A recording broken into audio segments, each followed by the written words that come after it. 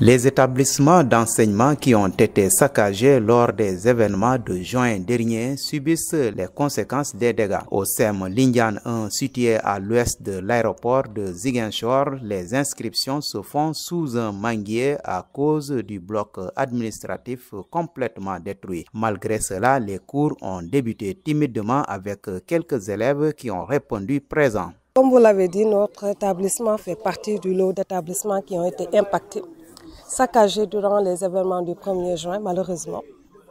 Et donc nous nous retrouvons pratiquement sans rien, c'est-à-dire sans administration, sans archives, sans la documentation nécessaire, sans le matériel pratiquement nécessaire pour un bon déroulement des enseignements-apprentissages.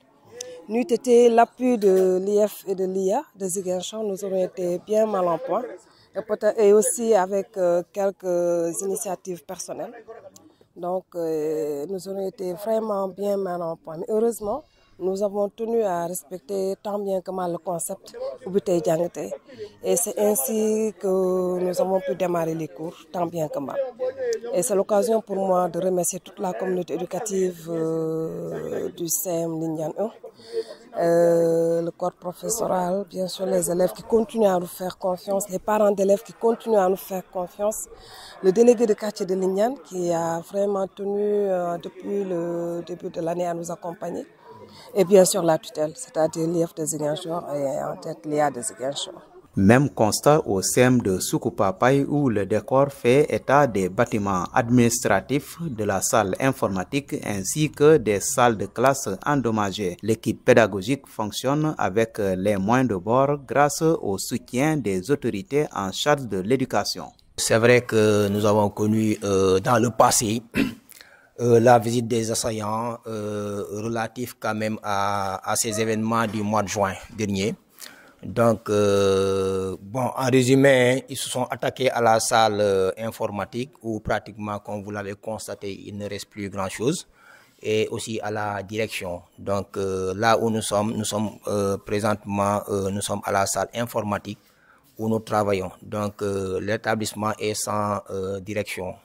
Donc, tout ce qui est attrait à l'administration est parti, du point de vue local comme du point de vue immobilier. Bon, on est obligé quand même de travailler avec les moyens du bord parce que voilà, il faut s'adapter à une nouvelle situation. C'est vrai qu'on aurait bien voulu que ce soit quand même dans des conditions les meilleures.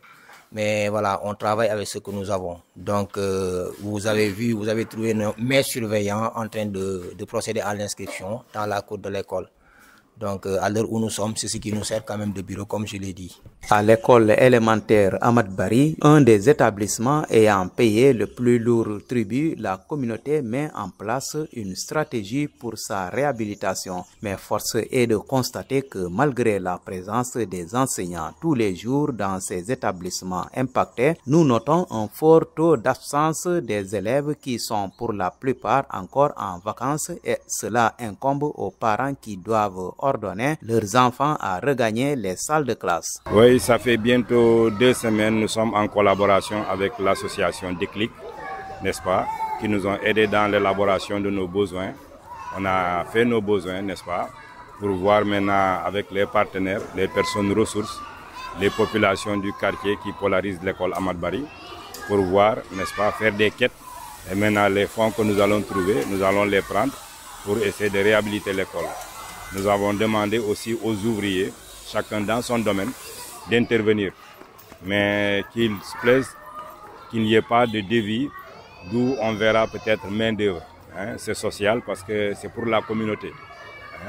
C'est à ce niveau que nous sommes. Et on pense réussir notre objectif. Quand 2 éléphants se battent, seule l'herbe qui en pâtisse, dit un proverbe. Aujourd'hui, seuls les pensionnaires de ces établissements victimes de la furie des manifestants subissent les conséquences, surtout dans cette zone sud du pays où le ciel n'a pas encore fermé ses vannes. Il faut donc que les autorités, la communauté et les partenaires mettent la main dans la poche pour permettre aux élèves de ces établissements d'étudier dans des conditions acceptables.